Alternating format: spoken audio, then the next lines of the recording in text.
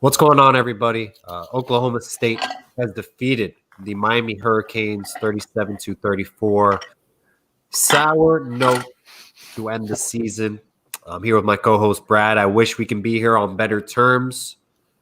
Tough game. It was a roller coaster of a ride. I think, Brad, for me, we got to start off, at least in the first quarter, giving up 21 points to end the quarter. You're basically down 21 with 3 quarters at hand to win a football game without your 2-star defensive ends. De'Aaron King gets injured. It seemed like we were kind of closing the gap, and then it just went all downhill. Yeah, man, it was bad. I mean, first off, to even start off the show, prayers to De'Aaron King, right? Yep. I mean, the number one player on our football team, the leader of this football program, he came back for a reason. I think he wanted to kind of carry this team to a W, and I think we all know as Hurricane fans, if De'Aaron King was that quarterback, who knows what would happen. But, I mean, N'Kosi Perry did his thing, right? Like, you can't knock the kid N'Kosi for what he did, came in, Absolutely did his job, but yeah, man, going to that first quarter, man, the 21 points real early kind of hit us hard at the beginning. I mean, as we all know, man, our defense does not know how to make adjustments. You knew from the beginning, before this game started, you could tell that Blake Baker kind of took this approach the same way most of our fans did, and we thought that Oklahoma State was going to, stretch and run the ball a lot, even though their star running back wasn't playing. They kind of stay on top of the running game. So they kind of made sure that they didn't run. And what did Oklahoma State do right off the bat? They started throwing the ball, and their quarterback, who, of course, like any other Miami Hurricane game, whenever we face a quarterback that doesn't really do well, this is the game where he shows out. And I think like the first quarter, he was like 18 of 21 for 2 touchdowns, over 200 yards. Like, come on, man. So, I mean, that first quarter really dug us in a hole. It really felt like after that first 21-point skunk we had, that there was no coming back from that. This was going to be the same old Miami team. And then you started slowly seeing these kids had fight, man. I will say that. That's one positive thing we can take about this is everybody didn't give up. You know what I mean? These kids had heart. These kids had passion. But, yeah, man, that first quarter definitely hurt for sure. And then, I mean, of course, De'Aaron King goes down. So, I mean, now Rhett Lashley has to change his whole game plan. You saw at times where De'Aaron King's legs, running ability, there was just so many open holes where I think we could have got a lot more yards. But, I mean, Perry looked like Tyrone Mackey just put it in the chat. N'Kosi Perry looked great, man. You can't knock the kid at all. Absolutely. He did his job. Unfortunately, man, we just didn't have guys to help him out. It starts with the wide receiver core, Brad. Too many drop passes. I am done with the Ron Dugans recruits. I am done with the Mark Popes, the D. Wiggins. I'm over it. It's time to move on from those guys. Bring in guys from the transfer portal or play true freshmen. It's time to rebuild. And Brad, is there any? I want to ask you this question, and then people watching as well. Rob Likens, he is our wide receivers coach. I haven't seen improvement with those guys. It's very inconsistent. I think so here's the thing. I think you haven't seen improvement because it's only the same 3 guys getting the reps. We're not giving other kids a chance. Right. And when we do, it's too late or it's too obvious. Who has that say? I mean, those guys in the rotation. I mean, at the end of the day, it's all on Manny, man. Yeah. Like Manny's the head coach. You know what I mean? I mean, half of these problems that we're talking about right now all relies on Manny because it's Manny's guys, and things still don't change. And that's been the most frustrating thing all year. Things still don't change. Our defense especially doesn't know how to adjust throughout a football game, and it hurts us at the end because our offense did their thing. Don't get me wrong. We should have definitely had more points between D. Wiggins and Mark Pope. Like, we should have easily won this game as much as we shot ourselves in the foot, whether it was us or the refs. I mean, goodness gracious. We haven't even talked about the refs. That was probably one. I mean, it's deja vu all over again for any important Miami game, man. It feels like the refs always bite us in the ass, man. I'm tired of it. It's like something with the ACC and Miami, man. It just, we never get along, and it's right. But, I mean, hey, Will Mallory, Brevin Jordan, both caught the ball amazing. Yeah. Mike Harley did his thing pretty good. It was more just Mark Pope and D. Wiggins, man. You got, I mean, those guys got to step up. And time again, we see the same things over and over again, man. They don't step up. $10 donation from Chug Mo Beer. Hello, Thank you, Paul and sir. Brad. Mark Pope dropped 2 deep balls inside the 5-yard line in his bread basket, and Wiggins dropped the screen that would have gone to the house. Why are they still on the field? Unacceptable. And this is where I go back. Why do we continue to play these guys? We've identified this throughout the whole season. They're very inconsistent.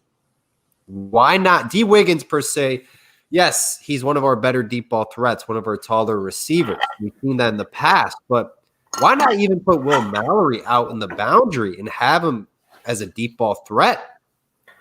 I do think some of the times Will Mallory is a little slow at developing at times. You could see that most of his routes he gets yardage on are kind of like the kind of softer routes. Right. Where he's kind of just streaking. But I think another thing is we forget that this is COVID year, right? It seemed like almost every game, especially at the beginning of the season, most of the guys that were out were like all of our young receivers. So not only on top of the COVID year and not being able to get into the Miami program really because you're doing everything through Zoom, but now once you're starting to get into practice and get ready for games, Restrepo was out, Redding was out, Worsham was out, all these kids were out because of COVID for the most part. So then when you get later in the season, who knows how much they know in the playbook or how many reps they've actually had. But yeah, man, I think you got to get a vet. You got to get someone in the transfer portal, man. I really want Samari Troy from Montana. I think he is the perfect fit for us. I mean, we need a KJ Osborne. Like, this team desperately needed a KJ Osborne. Like, and don't get me wrong, Mike Harley was probably the closest thing to our KJ Osborne, but it's going to be tough, man. I think we need that one elite guy, and I think we'll get into it a little later as far as who we think is going to leave and stay. But absolutely. I want to move over back to the defensive side of the football. Spencer Sanders, their quarterback, we made him look like a Heisman Trophy quarterback. I'm not even kidding. Threw for 4 touchdowns. By the way, he had 8 interceptions, 10 TDs on the season. This was his highlight film game. Threw for over 400 passing yards. He already had over 200 passing yards in the first quarter. Brad, I mean, when is it enough? How can you still defend this entire defensive staff? Enough is enough. You can't, man. It's like they knew from the jump. Anybody that watches football or just could look at a stat sheet, you know that the number 1 target for Oklahoma State was Tylan Wallace. The beginning of the game, who they kept giving the ball to? Tylan Wallace. Why is it that it's 3rd and 1 and you're playing 10 yards off the ball when all they did was throw a quick pass to Tylan Wallace, easy first down? It's the stupid play calls, and like they just don't put kids in position from the jump. And not to mention, oh my goodness, Zach McLeod. I don't care if he's at linebacker, at defensive end, he's too slow. I'm sorry. He's god awful. Like, between Zach McLeod, Mark Pope, and D. Wiggins, well, I wish them the best.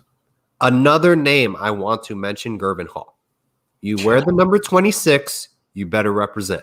No, I'm going to go with my boy, John Michaels. That number should be retired. Yeah, I wholeheartedly agree.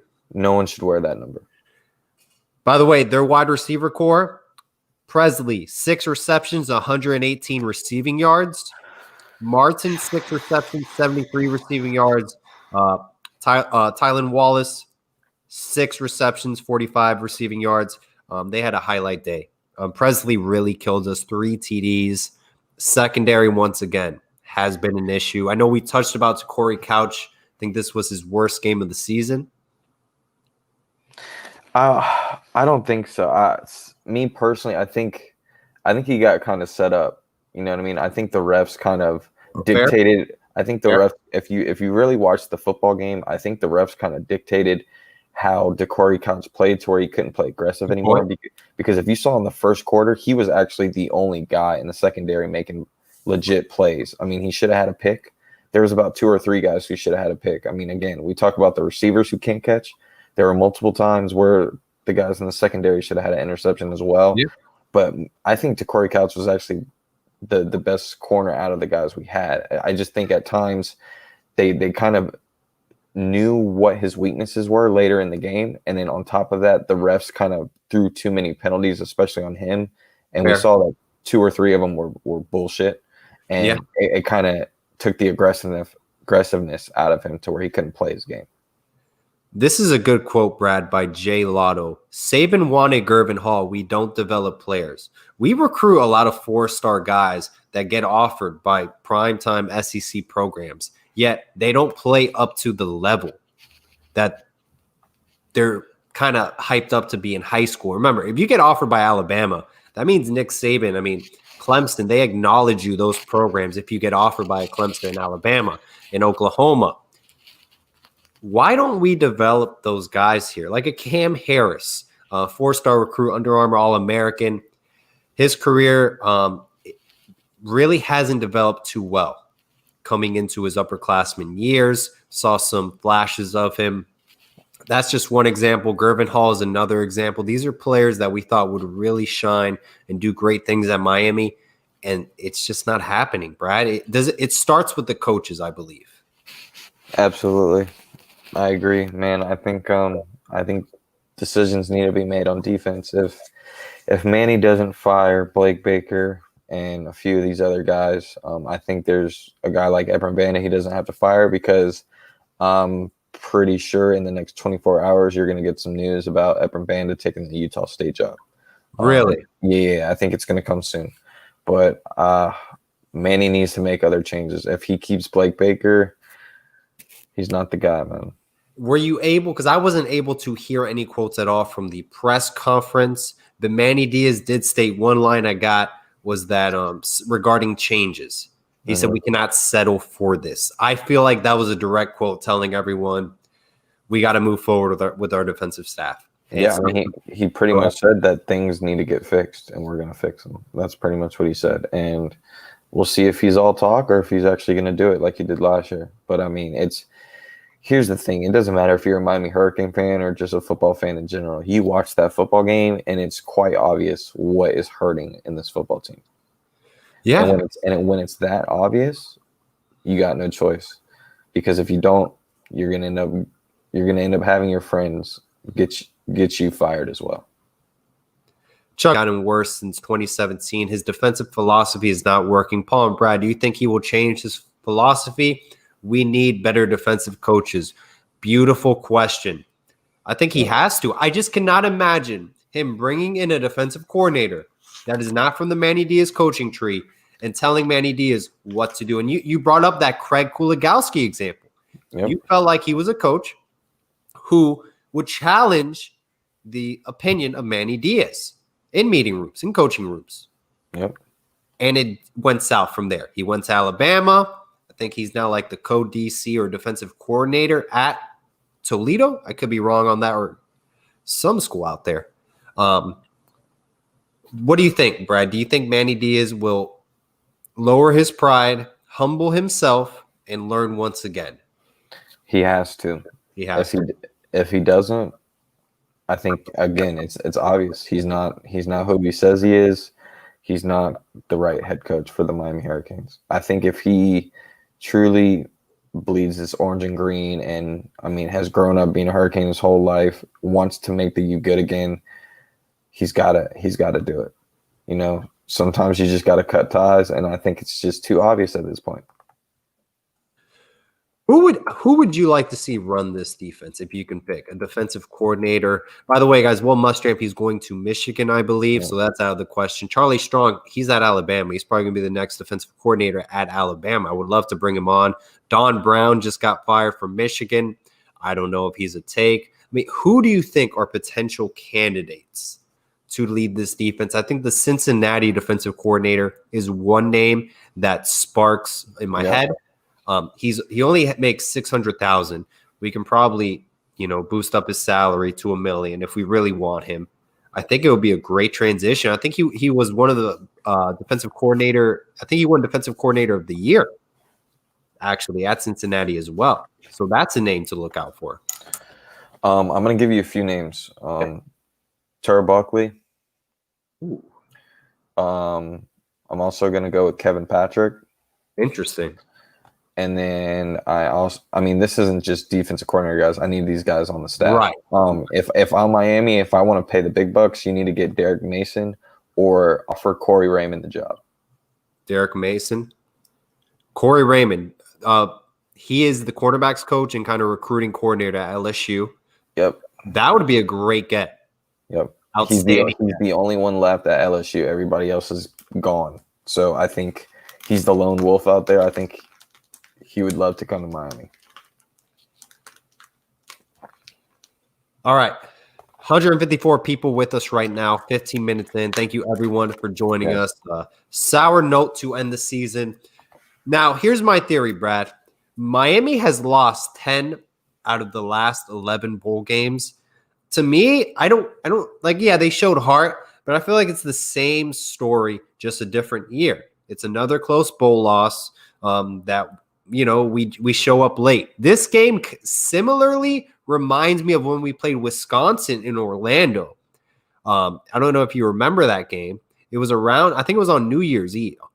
And it was a very close game. Ja'Cory Harris was our quarterback as well. I think we finished the year 9-3. We had these new uniforms we brought out for that bowl game. Yep. We showed up late. It hurts. It really does. I think this really puts all the momentum we had going towards the end of the year before the North Carolina game. Now this, I feel like, is it safe? Is it okay to say it's gone, or this is a positive step forward towards a better program? I think it's somewhat of a positive step. I think it's not as many steps as we thought it could be. In my opinion, I think we lost every big game that we played this year, which is still not an improvement in my eyes. I put a lot of emphasis on this bowl game today. We needed to win this bowl game very badly. And, I mean, you've heard the coaches talk about it all week, how bad we need to win this bowl game. Same thing with the players. I mean, even a guy like Bubba Bolden, who was only here for a season, understood the meaning of how much this meant to, like, Miami to win this bowl game. And we just came up short. And it's not like we dug ourselves in a hole quick, but then our defense kind of stepped up in the second and third quarter. But in the second and third quarter was when De'Aaron King got hurt, obviously, and we were starting to get our rhythm with a new quarterback in N'Kosi Perry. Between that and guys not catching the ball when needed, I mean, we just shot ourselves in the foot, man. We had that game. As much as we dug ourselves in a hole and the refs did their part as well, we still could have won this ball game. I mean, all it took was that one catch to Mark Pope. That deep ball, man. That should have been a catch. And if he would have caught that, we would have won this game. Do you think someone made a comment, this season was all smoke and mirrors, and I completely agree. We play in a very weak conference, specifically in the ACC Coastal. Beating teams, well, not necessarily just beating them, struggling to beat the University of Virginia's, Virginia Tech's, NC State's, Pittsburgh's. Yeah, you won the football game, but it was ugly wins, and it showed towards the end of the season. When you play better teams, it's unfortunate how the season ended, but I truly think, unfortunately, we're just not there yet. We're very far away. Very far away. I wouldn't say smoke and mirrors. I wouldn't, because like you look at the season in 2017 when we went on that run as well and lost 3 in a row. I think with that team, the offense, you could tell they weren't as consistent as this team. Like, we actually do legit have an offense. It's just we need to get the rhythm going. Right. And I mean, a lot of this has to do with COVID. You know what I mean? Like, they haven't had a full off season. And unfortunately, now with De'Aaron King hurt, again, prayers to De'Aaron King. I hope all is well. But I mean, if this is a serious injury for De'Aaron King, you're talking about he's not going to be able to benefit for the next offseason of him returning. You know what I mean? We could potentially be going into the Alabama game with De'Aaron King on the sideline and not playing. And I think personally, N'Kosi Perry put on such a good performance today where I think there's going to be a few colleges that he didn't think he would have a chance at being the starting quarterback at, and he's going to possibly transfer to a pretty decent team and get his wish of being a starting quarterback. And that's my next question, to talk about. D'Eriq King's injury. Yeah.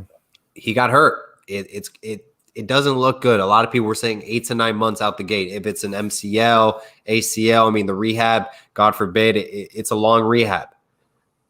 Where does that's an interesting situation where that puts us, Brad, because let's say D'Eriq King has a long rehab. We got Alabama week 1. He's going to be gone for most of the offseason.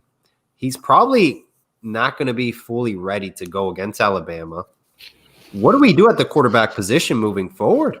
Do we bring in a guy from the transfer portal? Like you said, N'Kosi Perry, he's probably going to jump after this performance. A lot of schools took notice. I think he deserves his shot at starting a full season after sitting out a long time. I guess in my opinion, with Kosi, I mean, I guess he did kind of say in the press conference that he was really more concerned about this football team, because he just wants to be a Miami Hurricane. If he's really matured as much as he's been talking, I mean, he might just stay for one more year, because he knows he'll end up getting the starting nod against Bama.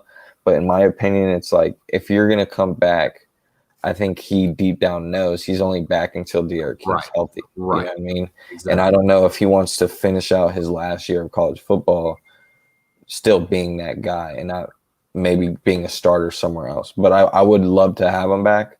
But I think that's a decision that I think Kosi would probably make soon, like not too soon, but just to give the Hurricanes a little bit of time and heads up to where maybe we do need to go in the transfer portal and get someone a little bit more ready for at least the Bama game.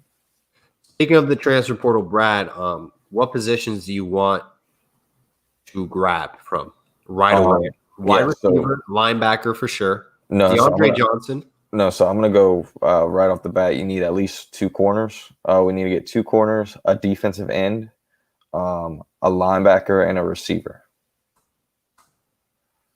And yeah, that's pretty much about it. By the way, DeAndre Johnson, it was reported by Stadium Drive Podcast. He's a linebacker for Tennessee. He's in the portal. Miami has interest. He went to Miami Southwood Senior High School. Coach Cooney, our director of player recruiting personnel, he also went to that high school as well. There's a connection there that they both have. They keep in contact. He may be the next guy to transfer to Miami. So I would only say that if Terrence Lewis doesn't come to Miami. Okay. I think if Terrence Lewis ends up committing to Miami, I don't necessarily think we go after DeAndre Johnson, because we still have the USC linebacker in play as well. But that also depends on Brevin Jordan and Bubba Bolden. I think Brevin Jordan definitely is probably going to leave, but I think Bubba Bolden should come back. We have over 210 people live with us right now. Thank you, everyone, for joining us. 20 minutes in. Tough game. Moving forward, it hurts a lot. I think the safe thing to say is we're going to get a new defensive staff. I think that's the appropriate thing to say. Is next year a rebuilding year, Brad? Now, hear me out on this.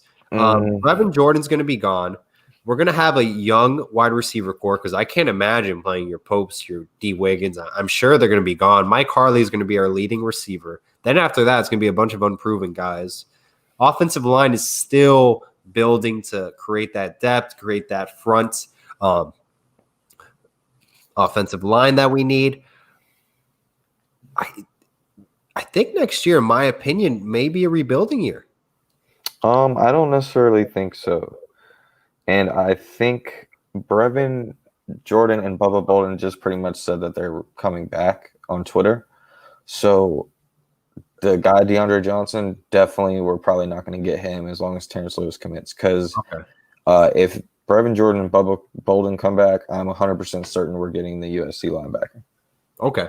So I think we'll be good on that. But I was looking in the comments section about me talking about how many of these transfer portal guys we're going to get. You guys also have to remember, we currently have 3 spots left. We're only going after legit one more high school kid in Terrence Lewis. Nobody else on the market in high school, at least, we are going after. So that leaves you minimal of 2 spots left. If Terrence Lewis doesn't commit, you still have your 3. But for anybody wondering about what the NCAA is going to do, it's been rumored and reported that they're going to grant each school up to 95 scholarships, which will give us another 10 scholarships, which we will be able to use in the transfer portal. So, yes, it's not just us that's going to benefit from that. You're seeing teams already jumping the gun, like Florida State, who's actually doing very well in the transfer portal. They're pretty much learning from what we did last year, getting a lot of legit guys from the transfer portal. But don't be surprised when we go into the transfer portal again and get at least 5 to 6 guys.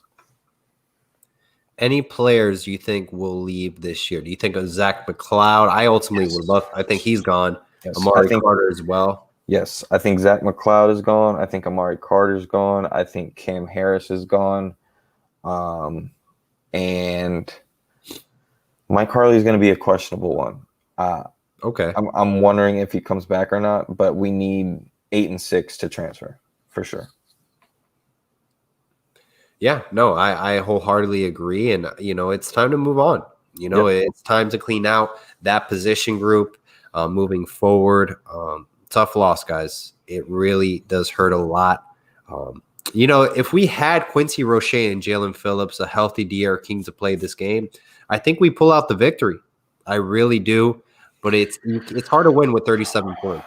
And we gotta remember, Paul, like we've been playing this whole season without Greg Russo, who ended up hurting his draft stock sitting out this year. So imagine if we would have had all 3 playing, we wouldn't be in this bowl game. We would be, who knows where we would be, man, with the 3-headed monster and those guys. Yeah, great point. Now, Brad, I want to swap opinions on this. Are you okay with guys like Rousseau, Roche, Phillips, in the chat as well, like just per se sitting out? Well, Rousseau sat out this year. Roche and Phillips sitting out the bowl game. Are you okay with guys like that making that decision? Because, like, personally for me, you play the season to your reward is the bowl game, whether it's a good one or a bad one. I don't know. Like, it comes across like you kind of just give up per se. You don't play, you don't finish the season with your team, the reward of playing in a marquee bowl game.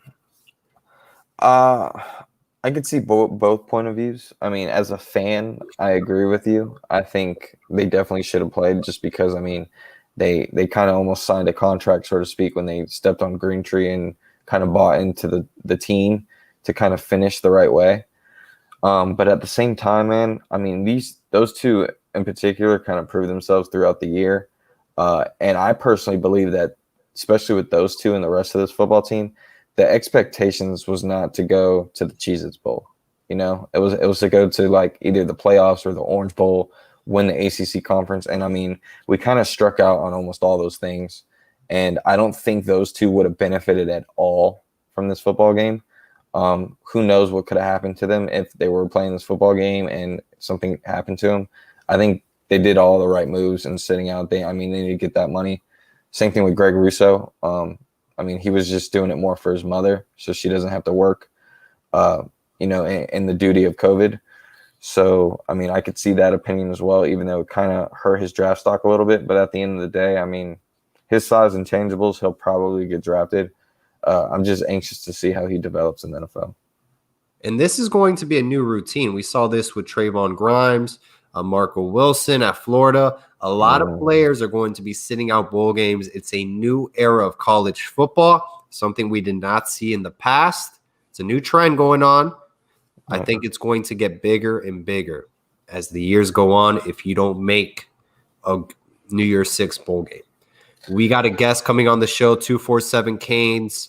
Get his opinion on the show as well. Welcome to the show. How we doing, 247 Canes? What's up, Paul? What's up, Brad? How you guys doing? What's going on, man? Not much. Just suffering right now. Suffering with you guys. Absolutely. What 247 Canes, thoughts on the game, man? I know you have some strong words about the defensive staff. Wherever you want to start, go for it. There's no excuses. There's nothing to say that to basically, give a pat in the back for any of the coaches. I know how people feel about Mike Rumph. I said I was going to evaluate him at the end of the season. And the last thing, that came to my mind was, all the COVID situation, but that's not going to justify, um, you know, that's not going to justify their line of work for the last 3 or whatever years they've been here. So 3 or 4 years that they've been here. So they need to go. It just wasn't the right fit. I know Rumpf is a great guy, but if we could improve, he needs to go. Blake Baker, this is not your thing. Miami's not the place for you. You will find another job elsewhere. It's just atrocious, man, and it's all across the board. You can't blame the refs because it's just a reoccurring thing. So you want to throw flags and flags and flags and blame it on the refs, and that's fine, But in my opinion, mind you, this is just my opinion. When it's a recurring thing, it's a red flag that you have such an undisciplined team that ultimately falls back on the coaches. I mean, you could say they don't tackle, but who's the one teaching them how to tackle? Who's the one, controlling and being the head guy that, the mentor for these young men? It's ultimately Manny. It's ultimately Blake Baker. It's Manny's defense. But I don't want Manny Diaz fired. All I want is give him an opportunity to make the proper changes, which I know they're going to be made. So I'm not worried. I just what worries me is when people sit there and have the courage, the cojones. Okay, if we could curse on here, and I apologize for my language. The cojones to defend Blake Baker after UNC, after Duke, after all these games. We're like, we're seeing the inconsistency, and then we have the cojones to defend him. So I'm just done. I'm ready to see new staff. I don't even want Banda anymore. If we lose him, so what? We got a great guy by the name of Ed Reed. Brad, you're on mute.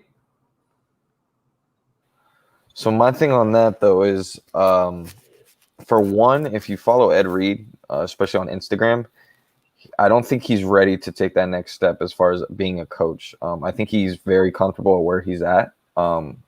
He's kind of like that mentor guy, and I think for right now we need to kind of keep him at that. I think if you want to have a former player as a safety coach come in, I think you need to get someone a little bit younger and relatable to him. Someone like a Kenny Phillips, who has already coached some of these guys, like a Cam Kitchens and others at Miami Northwestern. But I think Banda is 100% gone. I'm 100% sure he's going to Utah State. But I think you want Manny Diaz to be the head coach and you don't want him to get fired. I agree to a point. But if Blake Baker is on the staff, if Mike Rumph is on the staff after this year, Manny Diaz needs to go. Point blank, period. So, Brad, for example, let's play out examples, guys. Let's say Banda goes to Utah State, right? Safety's position job is open. Let's say Baker leaves for defensive coordinator. Defensive coordinator position is open. Let's say Mike Rumph, he's gone. Coach Packey's gone. That's 4 guys not a part of the program. Who do you guys think fills in those positions? 247 Canes, who do you think? Well, to be honest with you, I really don't know who fills the positions. All I know is what I've conversated with you before. Brad says Banda's gone. I believe so as well. I know Blake Baker's gone for sure. I know Mike Rumph is gone for sure. So I just don't know who they get replaced with. I would, if I could just speak on who I would like to get, I'd like to get somebody from the outside, from maybe an SEC program, McGriff. We've talked about this before. Somebody out there, not from high schools. I know we have to have some type of guys that, that we could just get from the high schools. But I just want to see us, expand and actually do a search like we did for Lashley. Do our research, get the right guys in. I'm just tired of the hit or miss with the guys from high school here.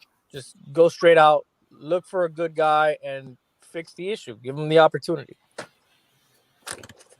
Go ahead. How about Patrick Surtain? as someone to add to the staff. I believe he's still the head coach at American Heritage Plantation, same high school where Mike Rumpf was coaching before. Yeah. Why not add him to the staff? Brad, you mentioned Kenny Phillips. Is he a part of the Miami Northwestern senior high school coaching staff? No, he's just done with the NFL. He just helps out. He's pretty much like a trainer or like a training. And I mean, I don't even know if he would be like the right guy for the safeties coach. Just maybe someone to kind of help out from time to time. But I think at the end of the day, man, it's going to go back to Blake James and Manny Diaz. How much money? I mean, going back to what 24/7. Remember, we not only did we put on a search, a good, legitimate search for Rhett Lashley, but we spent the money to get Rhett Lashley. You know, Absolutely. So we need to do the same thing on defense if we're this serious about it. I mean, it sucks because we had 2 out of the 3 things clicking this year. For the most part, we had the offense clicking at times, and the special teams was phenomenal. You know, I mean, we had All-Americans at kicker and punter. So we got to be able to execute on all 3 sides of the football field, and we haven't done that once. Absolutely. I completely agree with you on that. It's just I would like somebody outside of high school. That's the only thing that I would defer from your take, Brad. And hopefully get it right. Yeah, and you're right. They have to allocate the funds, and they have to, sit down and talk about this and get it right. I'm 100% with that. And I'm patient. I don't care how long it takes. I'm not in a rush to hire anybody. If I'm them, I'm getting this hire right because we can't afford to hit the reset button again for another 3 to 5 years. Right. Exactly. No, the Manny Diaz hire, we took a big gamble with Coach Diaz. We took a very big gamble. It was very questionable at the time why we even hired him. My opinion, I didn't like the hire, but he's our head coach. He's shown that he wants to make improvements. If he can let go of his coaching tree, and if he can bring in guys who are not associated to Manny Diaz and have their own defense, I think Manny can show signs of a potential good coach moving forward. But he's got a lot of work to do. A lot. And I don't know how much time he has left. He's got Alabama, App State, and Michigan State first 3 games next year. That's your non-conference right there. That's not pretty at all. That's a very tough non-conference. And Miami can go 0-3 if they don't show up for the App State game. If they don't show up for Michigan State, they could easily go 0-3. Look, I mean, again, I'm going to go back to these names, and Miami needs to find a way to at least land 2 out of 3 of these guys for defense, and that's Charlie Strong, Derek Mason, Corey Raymond, T. Buckley, Kevin Patrick. You need at least 2 out of 3 of those guys. I don't care how you get it. You need to get those at least 2 or 3 of those guys, and this defense can get where it needs to be. 247 Canes, do you think we have a shot at Corey Raymond from LSU? Because I know you wanted Kevin Steele from Auburn. Yes, I did. I wanted him bad. But, I mean, it's plausible. I mean, they just got to allocate the funds and make sure every guy is interested. But none of those would be a bad move. The only one that I would question kind of is Charlie Strong. But I know such a connection that Charlie Strong has down here in South Florida. So I can't necessarily come out and say, oh, that would be a bust. I just that's the only question mark I would put there. Like where exactly would you want him or what title would you give him, Brad? Charlie Strong? Yes. I would probably label him as like co-defensive coordinator. Okay. To replace Banda basically. And then I would if I'm the Miami Hurricanes and I want to be serious, I'm going after SEC guys, and I'm going with Charlie Strong and Corey Raymond as both co-defensive coordinators, and Corey Raymond will also control the secondary. Boom. So here's my I don't know if that's realistic financially. Yeah, exactly. It's and that's what I'm saying. You gotta fork over their funds if you want to be legit. If you look at all these other schools that we're trying to compete with, they put over the funds. You got to do it. I mean, we're gonna have to put over the funds anyways if we want to keep Rhett Lashley. Right. So Yeah, why not? So why not do everything? Knock it out. I think we should do the same thing we did with Lashley. Just look at somebody that's at a smaller school and pluck them out of there and let them bring some of their assistants in. But the I mean, but the go ahead. problem with that is you're in the same situation you are now in 2 years. Yeah, you're right, Brad. I mean, I can't deny that, but you gotta look at the situation. Miami does have money, but are you gonna fork that money and risk giving Rhett Lashley that pay? You got to look at it like that. I mean, we could definitely afford these guys that you're talking about, but are we willing to allocate those funds? And that falls on Blake James. I mean, Blake James has said it himself. He will find all the necessary resources that Manny needs. So if Manny asks for it, possibly it happens.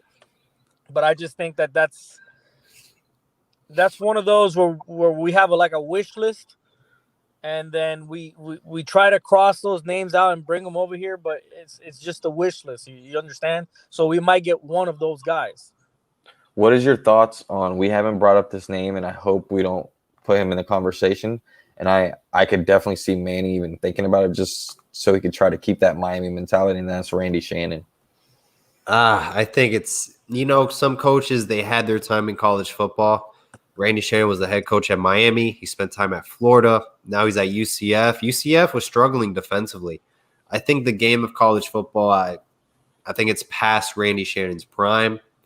And I think bringing him back will just be kind of rewinding things. I think we can find a better candidate moving forward. Yeah, I agree. I was hoping we were all on the same page. Yeah.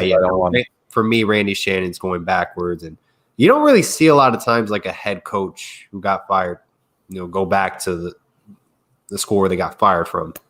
Right. So I just don't think it's going to happen. Do you guys think Ed Reed is really like involved with Manny Diaz's decision making right now? I know they talked after the North Carolina game, or is he just kind of like a side guy? And if Manny wants to talk to him, he can talk to him. He's involved. I'm more than convinced that he's involved. I'll go ahead and Brad, you could say what you got to say. Oh no, go ahead. I was waiting on you. Okay, yeah, I know that he's more than involved. Now as of like how much say he has, I don't know. But I know that he is involved with Manny in conversations and with Blake as well. So this meeting that's supposed to be going down with Manny at the end of the year, he will be in it, whether it's through teleconference or whether it's in person. But he will be at that meeting. Yeah, I mean, he is somewhat involved, but I mean, I think at the same time, a lot of people don't know the backstory where no matter what you say, are they going to listen?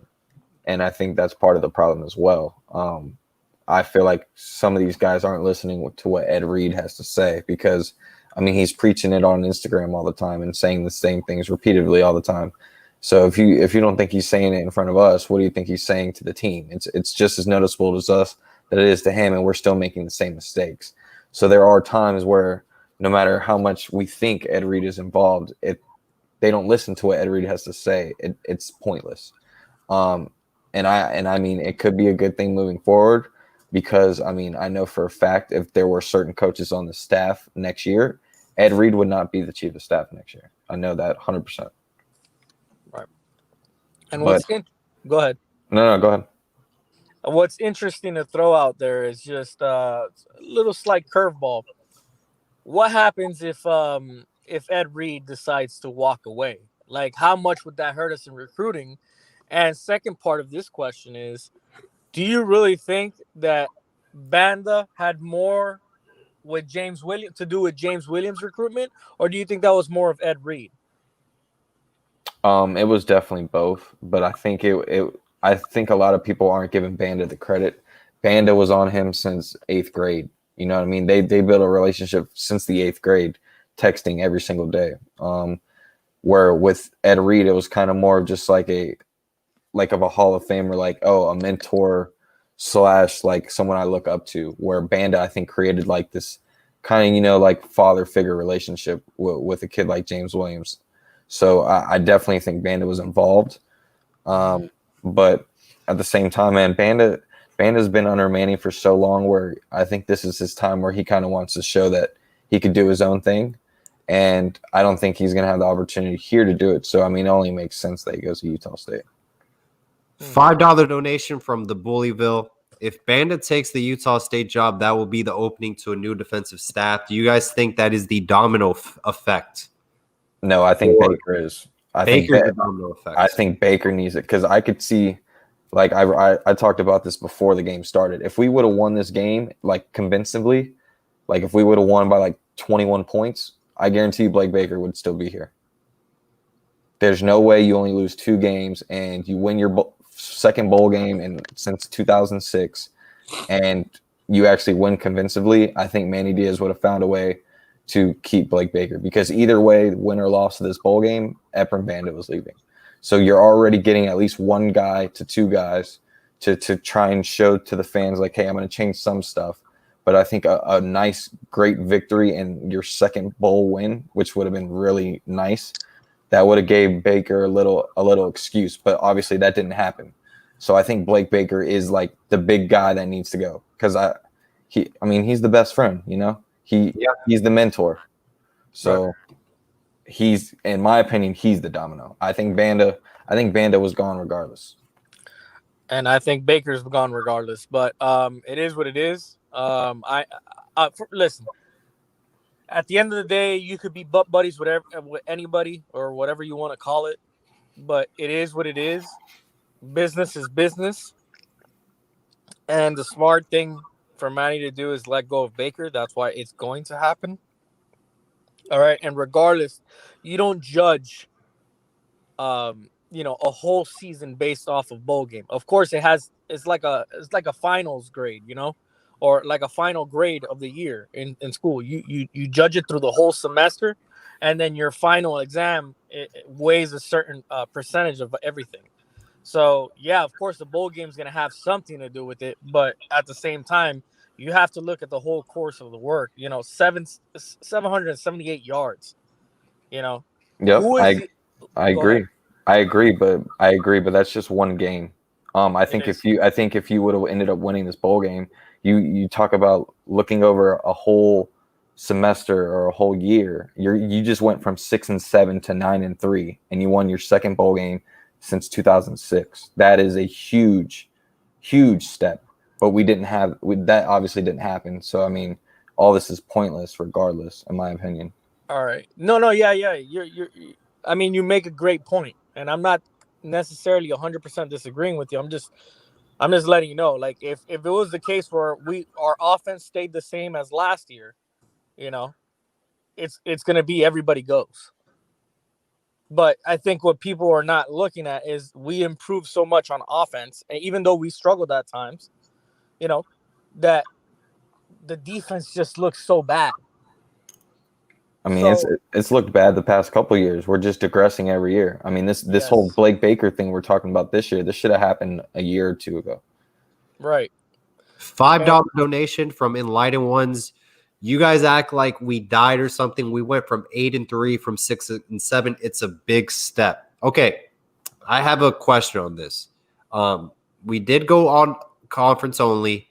It was fairly easy, but we lost to our 2 biggest opponents, our 3 biggest opponents, Oklahoma State, North Carolina, and Clemson. We did lose to those guys. Those were the 3 losses, and the 8 wins, a lot of them were ugly, close wins. Is this a big step, guys, from last year? No, not at all. Okay. It's a baby step. I agree. I think it's a baby step as well, and I think next year we can get eaten alive. This only would have been a big step if we would have won the bowl game. 100%. Yep. Yeah, of course. When was the last time we won a bowl game? Was it in 2016? 2016 and then 2006. Right. Yeah, it's ridiculous. Like, come on. I mean, I understand we need to take these steps, but winning this bowl game, and I know we lost De'Aaron King and we had some injuries, but we have to win these key games. It's the only way. I mean, this is the closure of the season. This is supposed to be the cherry on top of a 9-2 season, that we're going in the right direction, but we still take a step back every single year. I I agree. I agree to a point, but I don't think we took a step back from last year. I just think we were so bad last year that we were bad. we progressed a little bit, just not much. Because I mean, to your point, our offense went from night to day. It's just our defense went from night to midnight. They went even True. worse. So it's like at this point, you can't really do anything at this point but make the right changes. And I mean, we didn't have a full season as well coming off the COVID year. And it really sucks that this whole De'Aaron King injury, because he came back to have a full offseason with this Rhett Lashley offense, and if he's going to be out for that long, it doesn't really benefit him as much. You know what I mean? I feel bad for the kid. Yeah, we all do, and we want to wish him the best and a speedy recovery. So 100% on that. Did N'Kosi Perry, guys, did he earn perhaps a starting job next year, or at least a shot to compete while De'Aaron King is recovering? Do you think what kind of conversation do you think they're having right now? Because N'Kosi Perry, for a guy who probably thought he was going to play this game, thinking about where he's going to go to school next year, I mean, he did a remarkable job. And this is something like this is really, for me, an interesting scenario. You got Alabama week 1. Who are you playing at quarterback? Yeah, especially if King's out. I mean, in my opinion, tonight, N'Kosi Perry gained a lot of starting jobs at a few colleges that he probably didn't think he had. Because, I mean, now with De'Aaron King possibly out further than this next season, this is all just rumors, obviously. But if he is, N'Kosi Perry could come back to the Miami Hurricanes if he wanted to, and he would be the starting quarterback against Alabama, in my opinion, especially after the performance he just had. He's proven that he could come back from being down, and he's a leader. You know what I mean? He's been there for quite a while, and he's made some pretty good throws. But at the end of the day, does he want to still be a second string guy? Because he's got to know coming back to Miami, if he does, he's only playing quarterback until De'Aaron King is healthy. So does he want to still be a second string guy and just be involved in the University of Miami like he says he does? Or does he want to go to another college and be the number one guy? Because I think tonight he definitely got a few colleges' attention. Yeah, I agree with that. But here's the thing that bothers me the most. All right, what you did last season is what you did last season. Open the camp. Everybody's, in a brand new competition. Have TVD in there, have N'Kosi Perry, have them all battle it out, and whoever wins, wins. That's how it should be every single season. All right, so that's just what I want. I don't think he solidified anything, but besides that, he's a capable guy that we, some of us threw him under the bus, or a lot of us threw him under the bus, and we were like, oh no, we've seen enough. Look, he proved us, kind of wrong. So just moving forward, I just want to see all the quarterbacks compete, and may the best guy win. I'm tired of seeing this seniority thing. I want that thrown out the window. And guys, we're not. I mean, I don't think we got younger except that linebacker. Why are we so undisciplined still? I just wanted to bring that up. Yeah, no, that's a great point. Some of it has to go back to the coaches playing the wrong guys. I mean, why do we still have Zach McCloud out there? I mean, you go from linebacker to defensive end, and you got worse. You're closer to the football, and yet you're still slow to tackles. You're still taking the wrong angles. Gervin Hall's digressed every single game. I mean, Bradley Jennings actually performed pretty decent tonight. I was a little impressed with him. Cam Williams did his thing from time to time, but man, we're gonna need a defensive end in the portal, man. I was really butthurt, so to speak, when I saw that Florida State landed Jermaine Johnson, because he would have been the perfect guy to have for this Miami Hurricane team next year. Because I could tell you right now, we need some type of presence and leadership on that defensive end position, because we're going against Alabama, and I know 24/7 talked about the open competition at quarterback, and I agree, we need to have open competition quarterback. But at the end of the day, if we're playing Alabama week 1, I highly doubt we're going to have a freshman calling out there as their first game against Alabama in the bright lights, Mercedes Stadium. I don't see us doing that. Yeah, it's interesting. We'll see what happens. But Alabama is just one of those programs that are, at another level. So going in there expecting to put anybody there at quarterback and expecting them to do a miracle, to throw all over Alabama's defense is kind of unrealistic because we're not there yet. I mean, Alabama has had top 10 recruiting classes for the last decade. When was the last time we had a top 10 recruiting class? This year? Yeah, exactly. We're just getting there. I got Steve Kim wants to call in. I'm going to send over my number right now so he can get on the show, talk some Canes football. Let's do it. Changing my webcam real quick as well. It's Yeah, blurry. man, So all these comments talking about smoke and mirrors got your camera all fogged up. I know. All right, I just sent my number to Steve Kim. We'll get him on the line shortly. Talk some Canes football. I'll say this. I was a little surprised that Brevin's coming back. If that's really true, what he's saying on Twitter, because in my opinion, he had a very good game today. And I think regardless, he's the number 3 tight end in college football as far as like recruiting board going into the NFL mock draft. And we're so stacked at tight end. And I think, him being injury prone, I think he needs to get his money while he can and get to that next level. But that's just my opinion. All right, we got Steven calling in right now. Can I say something before? Steve's on. Quick? Steve's on. Okay. Steve. Hey guys, what's going on? What's going on, Steve? Man? How you doing? Better than our wide receivers.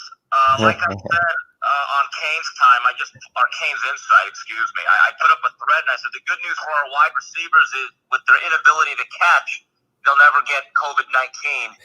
But disappointing loss, disappointing season, and I have to tell you guys, look, it's not heartbreaking the actual result of the game, because let's face it, this was not the college football playoffs or semifinals.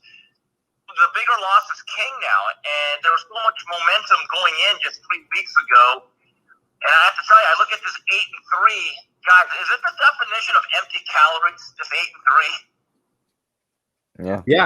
Yeah. No, Steve, it's a lot of people are saying smoke and mirrors. We play in a very weak conference at the Power 5 level. And look at the teams we beat. They were ugly games against Virginia, Virginia Tech, Pittsburgh, NC State. Those aren't good football teams, Yeah, I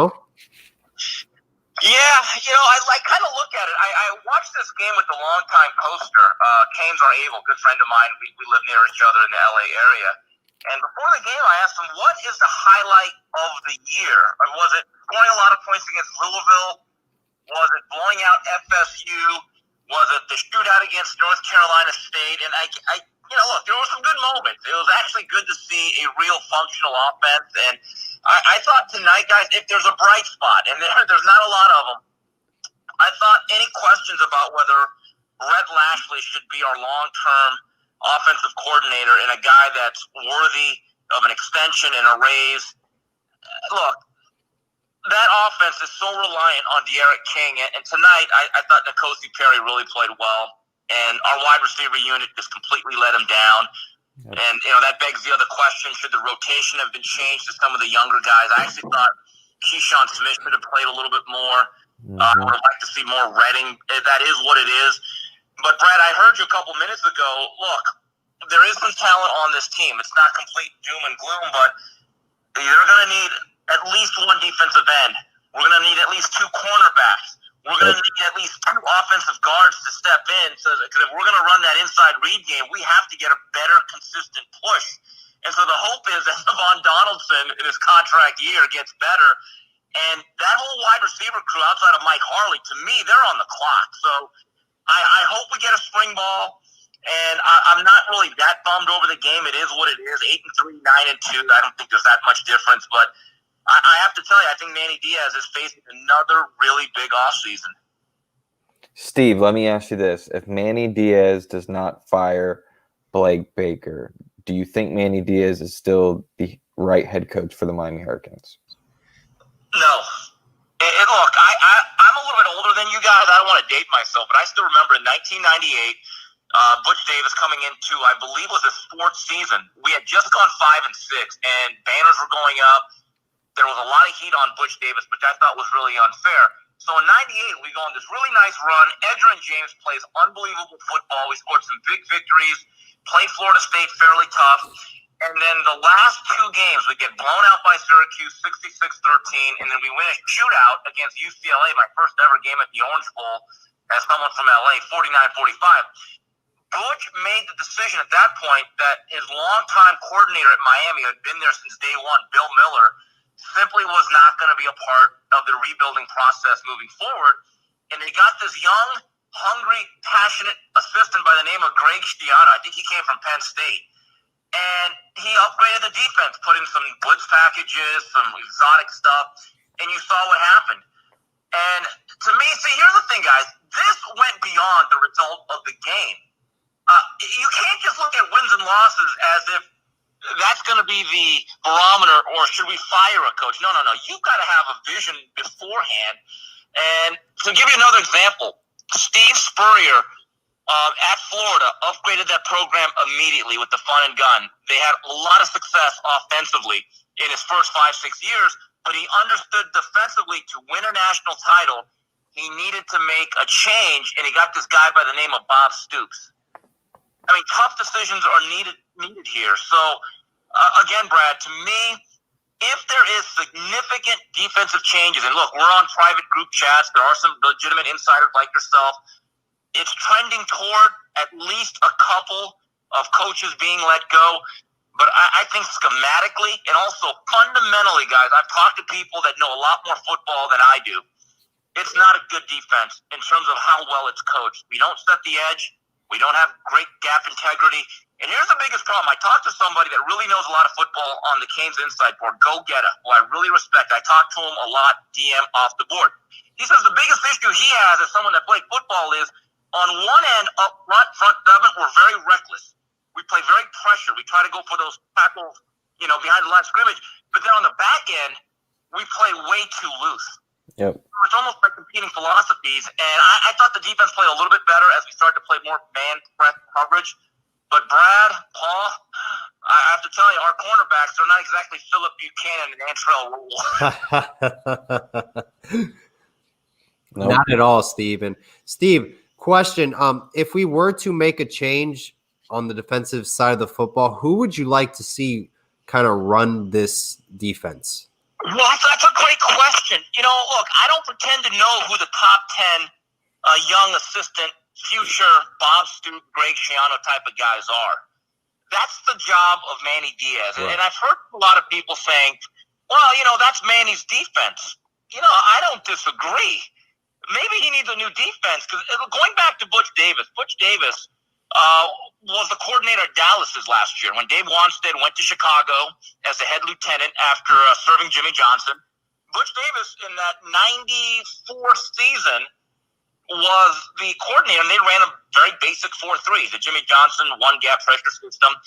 And what Greg Schiano ran was a little bit more exotic in terms of the zone-fire blitzes, doing stuff off the weak side, bringing a lot of heat, and gambling a little bit more.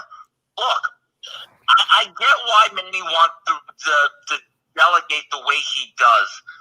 But this goes back to that night, and Paul, we talked about this the first time I ever spoke to you. That night in 2018, the night after Alabama blew out Oklahoma in the playoff game at the Orange Bowl, we had a national coaching search that took all of 10 hours and didn't get past the Schwartz Center.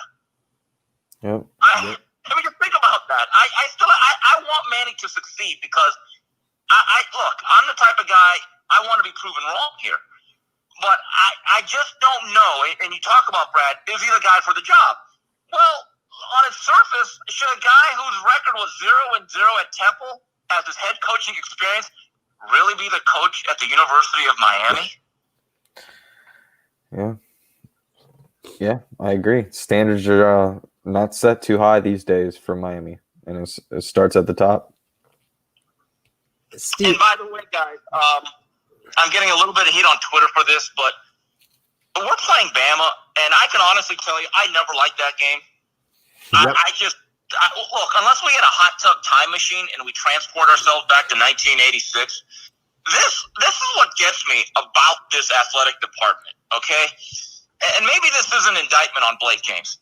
Blake, if you're not willing, along with the Board of Trustees and the university, to invest in the college football program to be an elite upper-level program, and you've seen the results of the past 15 years, why are we scheduling Bama? We're not ready for that. We're like a sixth-round fighter who's never faced anyone live, now trying to take on Terrence Crawford. I'm serious. I've gone to a lot of these games. I went to the LSU game, got hammered. Florida, we actually competed last year. I went to that game. Guys, I'd rather get 20 crisp $100 bills and throw them in the fireplace to keep myself warm, rather than spend the money for that game. Yep. I'm done with that.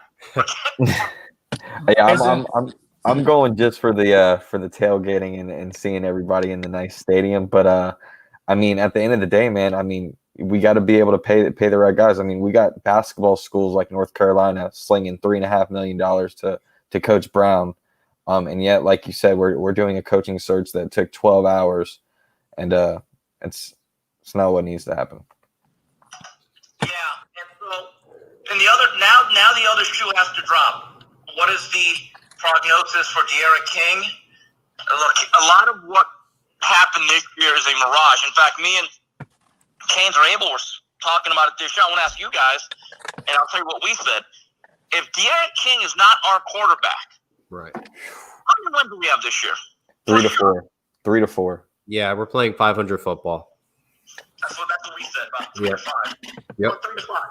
We probably beat Duke, right? We beat UAB, probably. Florida State. They're pretty bad. The other games, Pitt may have been a loss. Virginia Tech would have been a loss. NC State would have been a loss. Virginia would have been a loss. Jeez, that's bleak, guys. Yeah. Oh, that's bleak. Yeah. That's bleak. And so, moving forward, though, I really hope, and Brad, you follow recruiting a lot closely, more closer than I do, and Paul, we can speak upon this. What I'm looking for offensively, whether Cam Harris leaves or not, and I think he had a very good last game if that's the case here, I want to see Isaiah Walker, Jalen Rivers. They need to step up. We need some upgrade on the offensive line. I actually think we finally have a pretty good set of young guys. Mm-hmm. And, Washington. If you just look at what we're trying to do offensively, the one gripe I had about Lashley is, I get it, we want to be an inside zone team. He wants to make that the foundation of his running game. But I just felt that there were too many times when we did that inside give and we're getting stuffed. It felt like a wasted down. It was almost like when Mark Richt would try to go I formation and run the ball. We're just not well equipped to do that yet. Right. And that's a very small gripe. I'm a big fan of Lashley. I actually like the future of the offense as long as King is somewhat healthy and available. Defensively, guys, and this is something else that me and Canes are able to talk about, I almost believe that in the transfer portal era, Leonard Taylor and James Williams, they better play a lot. Because I really believe nowadays, if you don't play these blue chippers right off the bat, you are almost begging them to transfer. Yep. Totally agree. Steve, who do you think we should get from the transfer portal, position-wise? I mean, should we go for wide receivers, linebackers, cornerbacks, any position group in particular? Cornerbacks, by far. I think, look, I am a big fan of Takori Couch, but tonight, and I think Lance Rothers, Hurricane Vision, said it best. Tonight he struggled, and maybe his best role is really to be a very, very good, quick little slot corner. He struggled out there, and the refereeing wasn't exactly what I'd call 50-50. That was questionable. With that being said, this is a funny comment. I actually like our wide receivers for the future. Mm-hmm. I like Redding. I agree. I like John Smith. I still have not given up on Jeremiah Payton. Romello Brinson is a big-bodied guy. So that unit, as long as the future is allowed to flourish and develop, I actually kind of like what we got there. The cornerback position, is an absolute mess. It's not only not deep, like I said, Ryan McNeil ain't walking through that door. So you're going to need some veteran guys, and geez, we're playing Alabama, and hopefully Devontae Smith goes pros. But if they get Jacoby George last week, that's probably their next first-round draft choice. So, that's where I think if I had to choose one position where you load up, whether you get another recruit or a transfer portal guy or two, would certainly be cornerback. And, guys, did you find the linebacker rotation tonight interesting? We were keeping track of that play to play. You didn't see any Ryan Ragone, which I'm sure makes a certain segment of the population very happy. But we did see different combinations of Wayne Steed actually started the game. Yep. Wayman Steed and Bradley Jennings started. Yeah. Jennings started. I thought I'd see more Flag. We didn't see a lot of Corey Flag, which I found interesting. Yeah, I think he came in later in the game, but yeah, he didn't. He was a little quiet. I think Avery Huff didn't get that much snaps as well, but I think Bradley Jennings did pretty decent. I have a question for. Go ahead. I'm sorry. Tyreek Austin Cave and Avery Huff and the incoming guys, everything is open. Because we don't exactly have the premier triangle coming back there, let's be honest. This is going to be a very interesting spring ball. Another test for Manny Diaz is, are you going to, and this has been a frustration that I think is a very valid criticism, the seniority. He loves to play upperclassmen who I believe already hit their ceiling and aren't always that good. I think Zach McLeod's been a great example of that. Let's get the younger, better players out there. This is what everyone else is doing throughout the country. Yeah. Agree. 247, you have a question for Steve? Yeah. Hi, Steve. This is 247 talking.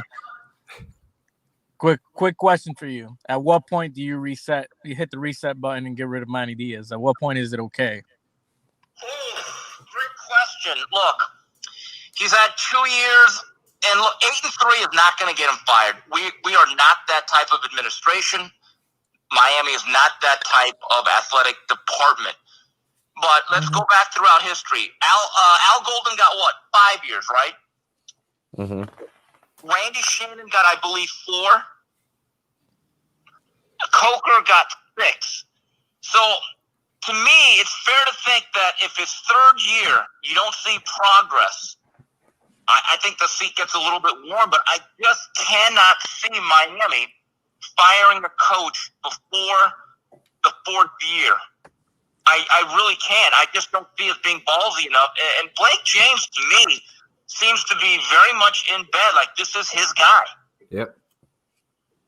You know, and the other factor is 24/7. If you look at it, and it was brought up by Brad and Paul earlier during our discussion, when you're in the ACC Coastal, if you're halfway decent, isn't that 7 to 8 wins right off the bat? Yeah, That's correct. Empty calories, man. Empty calories. Yep.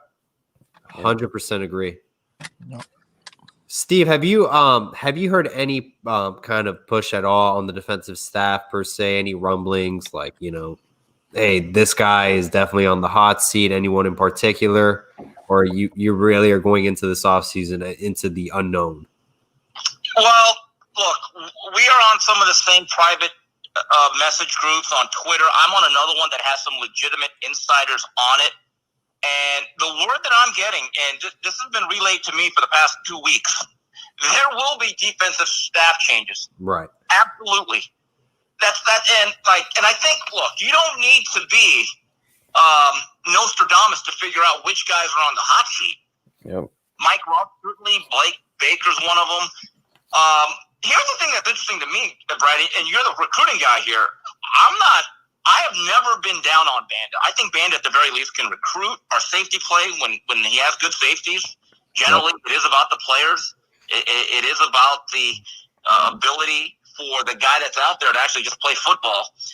And I'm not so sure Banda going to Utah State is this great thing. I really don't. So, yeah, I've never once knocked him. I think I agree with you. I just think it's his time where he wants to spread his wings. And that's perfectly fair. And Miami had, what's interesting, and there's been some discussions about this, about how much is Miami willing to pay. Look, are they going to pay upper-level SEC, Texas type of money? Probably not. But we haven't had an issue with assistants really leaving just for lateral moves because of money. We really haven't, guys, if you really think about it. That was brought up on the Canes Insight board by a couple of people that are pretty knowledgeable about this stuff. I just think Mike Rumph, look, I met Mike Rumph once, very nice guy, and obviously still have a soft spot for him, played on our last national title team, but you can't have that many misses at that position, especially when you coached a lot of these kids, where there had to be a quid pro quo thinking, okay, if we sign Mike Rumph as our coach, we're going to get a couple of these. We've got none of these guys. None of these guys. And so I just kind of look at that position and I say, how in South Florida are you so bad at that particular spot? And so that's going to be an issue. But Paul, to further answer your point, I keep being told by people that are in the know that there will be staff changes defensively.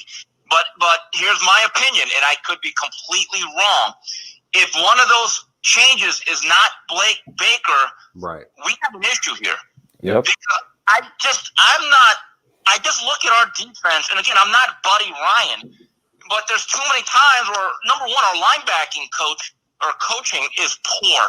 Okay, and it's all pretty obvious to me that Shaq Quarterman may have not been Dan Morgan, but man, we did not appreciate him enough because he covered up a lot of stuff. And just the fact that Zach McLeod played so much, he just simply cannot diagnose plays. He does not have a great football IQ. And like I said earlier, we don't set the edge. We have no gap integrity. We don't turn plays back inside enough. We get out-leveraged a lot. That happens way too many times. And if a layman like me can notice it, there's something to me that says, hey, Manny, if this is your defense, then you need to fix it. That's just simple as that. 100% agree. 100% agree. Do we get Terrence Lewis? Brad, do we get Terrence Lewis? I'm gonna be honest with you, man. That kid is he's different, man. He's a young kid that he likes the word trolling. Well, if anybody doesn't know what trolling is, go follow Terrence Lewis for 2 weeks. He is the definition of trolling, man. I think at the end of the day, I hope he makes the right decision. From everything I know, his mom wants him to get out of the state of Florida and kind of start a new life. But his dad and his little brother, especially his little brother, that's like the main thing keeping him home. Between those two and the former teammates, James Williams, I think it's best he comes to Miami just because he's already comfortable where he's at in his hometown. He's probably going to end up roommating with James Williams if he does decide to come to Miami. So you already have a guy who's pretty much his best friend, grew up around him. And from everything we know and we've seen, James Williams has grown up around something similar to Terrence Lewis. And yet the way he carries himself, he is a perfect example of what a leader and a young man needs to be like as far as going into a college football program. And I think with him being familiar and close to a guy like James Williams, it could kind of help him. And then obviously the kicker is the chief of staff, right? Ed Reed, just another guy, another mentor that could kind of look after him. I think even though this kid never really played that well this year at times, I think Mark Pope, as far as mentally and the way he's acted this year, I think it's been night and day. And I think Ed Reed has a lot to do with that. Interesting. Because as you watch the defense struggle the last couple of weeks specifically, and there's certain plays, and I was talking about this with Canes are able, is like how much different does this defense look with highly athletic, twitchy athletes like a guy like James Williams, Leonard Taylor, just up there inside, and a Terrence Lewis. Because, I just look at the athleticism, especially in the back seven guys. We're going to have some guys play in the league. They'll get drafted. But how many really above average athletes do we have in the back seven right now, in your view? Wow. That's a great question. Corey Couch is a twitchy, athletic guy. but I like to call him Terrence Crawford because he's about 147 pounds, but he's a good player. Okay. DJ Ivey, he's built like Antrell Roll, runs like Esther Roll. We've seen the issues with him. He's an athlete. His play tailed off the last half of the year, but he's a good ball player. Hopefully he comes back. But if you look at kids like Cam Kitchens and Quan Johnson's younger brother, I think they all have a chance to play, guys. We need faster athletes out there. And it's going to start with the staff, because as we've seen with this current staff, they have no problem playing seniority players, even if they're not doing well, over these young guys. So I think that the key is to change the staff. And since we'll be starting the staff brand new, it kind of puts everybody on a clean slate and everybody on an even playing field, regardless if you're a true freshman or a senior. Yeah, and Brad, on that note, let's say we get a new coordinator and we do shake things up. Well, that puts everyone on a level playing field coming into spring ball and fall practice. I mean, as bad as our defense is anyways, I think everybody's should be on a even playing field. I think everybody's job is up for grabs, especially on defense. There is not one person coming back on defense next year that I could honestly say is a day one starter. I think any of these guys could get their job taken. Here's another question, guys. Does Silvera come back? I don't mind if I think he does, but honestly, if he wants to leave, by all means, he can. I'm tired of it. Yeah, I'm tired of it. Yeah, it bothers me. He talks big game on the field. He doesn't really back it up. And you know what? It's time to move forward. I think we can find much better defensive tackles. Oof. Oh, wow, Paul. Oof. That's a conversation we had tonight. I disagree. We brought up Silvera, and Canes are able to, Steve, if he leaves, he leaves. He's kind of with you, Paul. And I said, really? He said, Steve, he may not get drafted. And I thought that was a very strong statement. He made a great point. He said, Steve, if Gerald Willis, with the 2018 he had, could not get drafted. Yeah, that's true. Was he anywhere near productive or consistent as Willis was 2 years ago? The answer is no. In fact, I asked a question. If you look at the duo of Kendrick Norton and R.J. McIntosh, who were really good in 2017, didn't those guys get drafted on, the third day? Yeah. So I'm not so sure Silvera had those type of numbers in production this year. So it's interesting. I don't know what's going to happen here. I hope Brevin Jordan comes back. He had a very strong game tonight. Greg Rousseau. Greg Rousseau's career ended up being 12 games, guys, and then Jalen Phillips' career at Miami ended up being 10? Jeez. Yeah. I don't think Rousseau gets drafted in the first round, period. Yeah, I agree. Steve, what steps do you think Miami needs to take to get back to at least becoming a top 15 program every year? Do you think it's such a far project that we literally need a 180, new defensive coordinator, new whole defensive scheme, reevaluate our entire defense, or do you think we're not that far away? We're close, but we're also far because, and me and Dean Money, the creator of Canes Insight, we talk a lot, and he's posted this. If you actually look at the last 15 years, as mediocre as Miami has been, they actually have produced a lot of NFL talent. And in fact, in terms of NFL downs played by alumni the past decade or so, they're pretty elite. The difference is we have not been able to get the first round elite talent, the guys that are with the commissioner in their nice suits. That's the difference. And I think just now, Miami, and I give Mark Richt credit, and I was not a big Mark Richt fan. You guys know this. But I think he did at least help the administration realize, coming from SEC country, there's a cost of playing big-time college football. Yep. And I didn't realize this, guys. This is amazing to me. Miami did not have practice lights on Green Tree until about 7 years ago. I'm like, what? They were basically Wrigley Field in terms of their facilities before the lights. That's something that was amazing to me. And they're starting to kind of at least be in the ball game with the Schwartz Center, some of the other facilities. But they're going to have to make a decision here, guys. And I think there's always been an internal war based on what I know. And I'm not an alumnus, but I talk to people that have been in these situations, that have close ties to universities, they have multiple degrees, that there is a cost to playing big-time college football, and that just doesn't mean the bags and paying guys under the table. That's just a whole separate thing. There is a direct correlation to what Ohio State, Clemson, and Alabama, and Texas, and some of these other programs are very good, what they spend on the whole program of college football. It's a 365-degree day industry. There is no days off, and you have to literally be top-notch in terms of what you pay. The days of Miami being the little engine that could, and then putting a fence around South Florida and just getting the players they need, and then hiring a go-getting young coach that no one knew about and making it work for national titles, I think is over, guys. And so philosophically, it really starts at the top. And this is not, I don't know, a lot of people have different views on Donna Shalala and what her impact was. You know, we can debate that another day. But Miami from the very top, the school president has to be a football guy.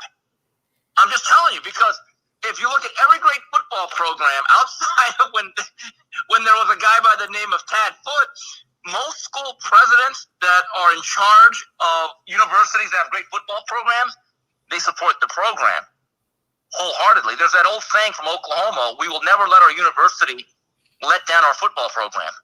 You kind of need to have that type of mentality.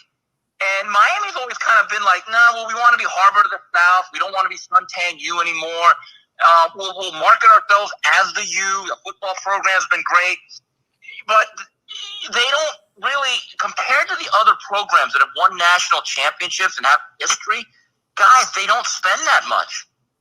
They really don't. And so they're trying to be an elite program while trying to get everything on discount. So there's a disconnect there. Yeah, we're the offer up in Craigslist of college football. But here's the thing, though. We got the money. There's plenty of money. There is, it's interesting you say that. This is what I was told years ago, that Donna Shalala really believed. And again, I'm not agreeing with her that one thing I noticed about the University of Miami is that every time I go there, and I try to go to a game a year, road game, and a home game, and I'm driven around by an old friend of mine, Peter Ariz, when he was still working as a media member. He was a good friend of mine, and when I went there in 2017, I couldn't believe how much the university had grown and expanded with the medical buildings, the facilities. The practice facility was just being built, and so I was like, wow, they've made a lot of inroads here. But he explained to me, and other people have said the same thing, that Donna Shalala always kept fundraising very separate, that whatever money we raise for the medical center and the educational departments, none of that will go to football. Basically, football has kind of been on its own from what I'm understanding. And I'm not so sure that happens at Ohio State. And there are numbers out there. You can Google it, guys. In terms of the money and resources being put in by the top three programs, who I believe we all know who they are, Alabama, Clemson, Ohio State, who have separated themselves, they pay for that. And I don't mean players. They pay to be the elite programs right now. And Miami's got to make a decision here. Do we want to be Harvard of South Florida, or do we want to play major college football? Right. No, I completely agree. And if Miami does, they I think they're still relying on the budget route, which they were able to get away with, with the Jimmy Johnsons, the Craig Ericksons, even the Butch Davis, finding that hidden gem, and they nailed it every time. And I think we need to start, investing more money, and it's shown.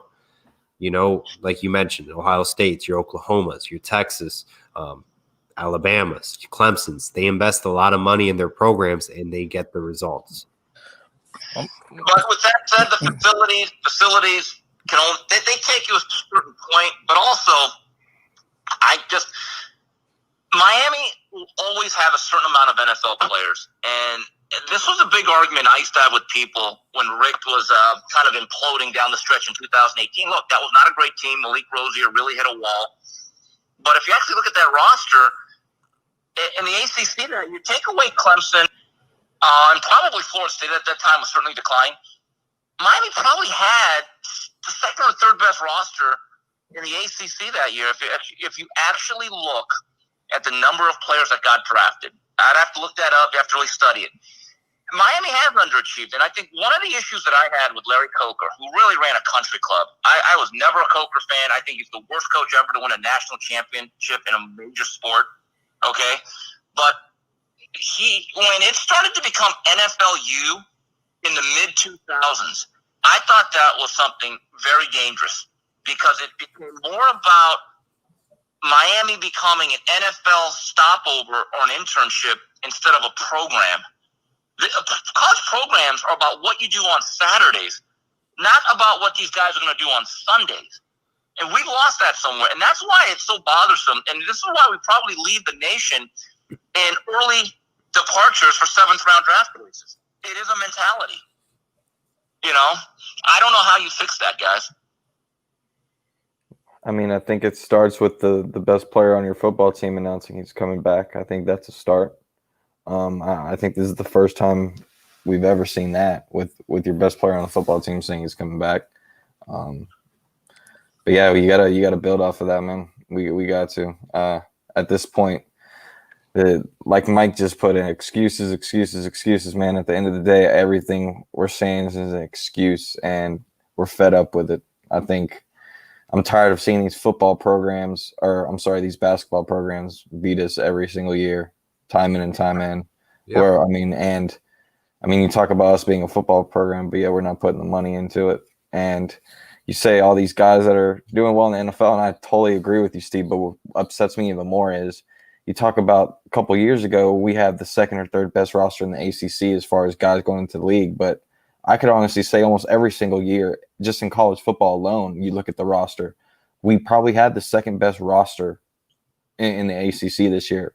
We just don't play like it, whether it's the coaches or just the development, all of it, man. We have the talent every year. We just don't know how to execute it. We do less with more, and I'm dying to see us do more with less. Yeah. If that makes any sense. No, it does. I brought his name up today, guys. How does Matt Campbell do with Miami level talent in the ACC? The guy from Iowa State. Right. How does he do? Yeah. I'm a big fan of his. I always thought that's the type. Look, and I'm not saying he'd leave Ames. I guess he's turned down other jobs. Right. But I felt like 2 years ago, instead of getting the guy we had just had that had landed in Philadelphia, we needed to look for a Matt Campbell type of guy. Yep. That's my view. There's a stat, and I don't know what's the latest yet, and D-Money talked about it a lot. And this is an absolute indictment on the coaching.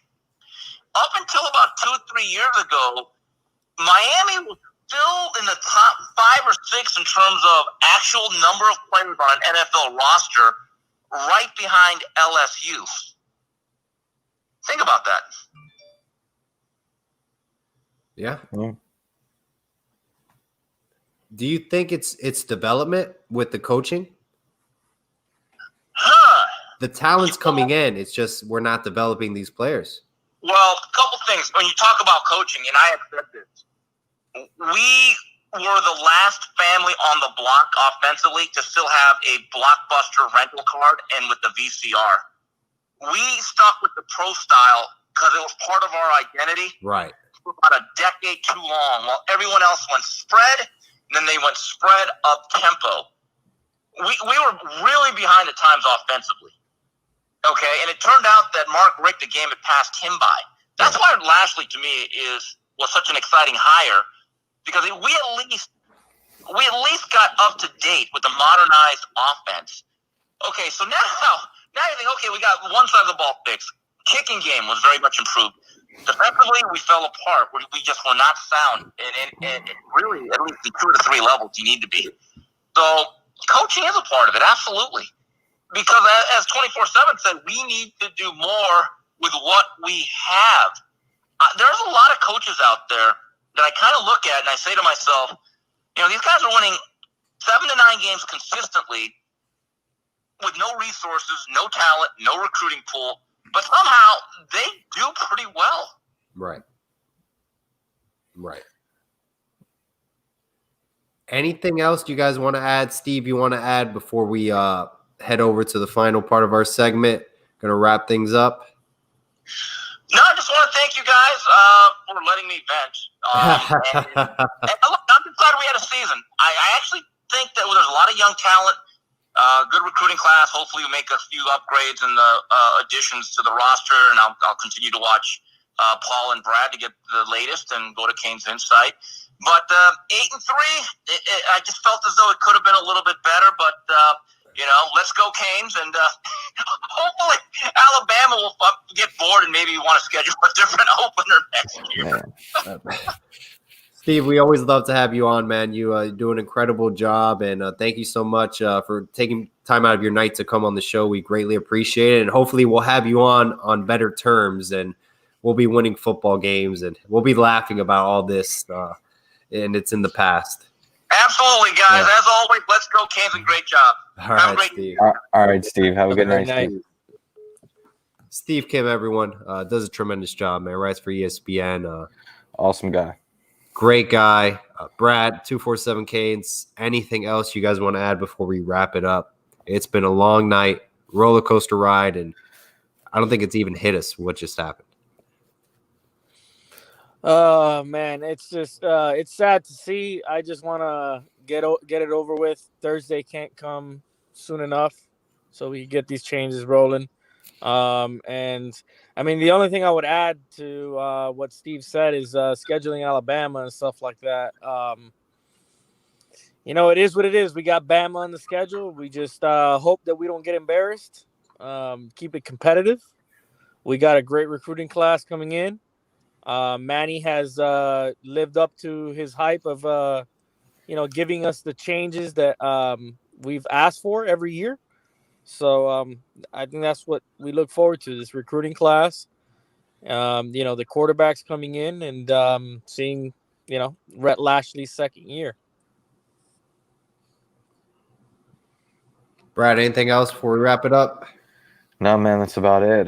Hopefully I'll be seeing a bunch of Cane fans against Alabama at the start of the season in Atlanta. I can't wait. I already hit up John Michaels.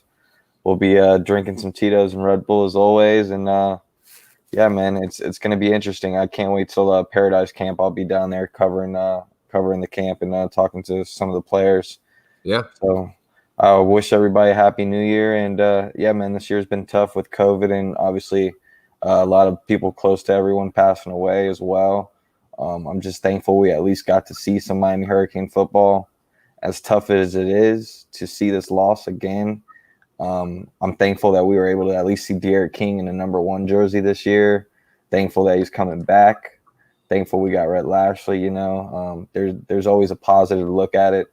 And at the end of the day, man, we're all Cane fans, right? And I think no matter how much we complain about this team or the players, there's nothing we say, nothing we do that's going to make this team better. So I think as fans, we just need to be the best fans possible and support these kids.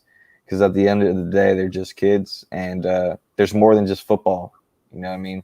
They're student athletes as well. They got a bright future ahead of them. Keep it positive for the recruits. Yep. And let's see some changes. Yeah, absolutely. Hopefully we don't have to see a Mario Cristobal. Hey, all I got to say is, why are we waiting? If change is going to happen, it should have already been done by now. Hope everyone has a great rest of their night. Happy New Year. Stay safe. 2021, hopefully, will be a better year for the Miami Hurricanes. And always, amen to that. All about the U. All right.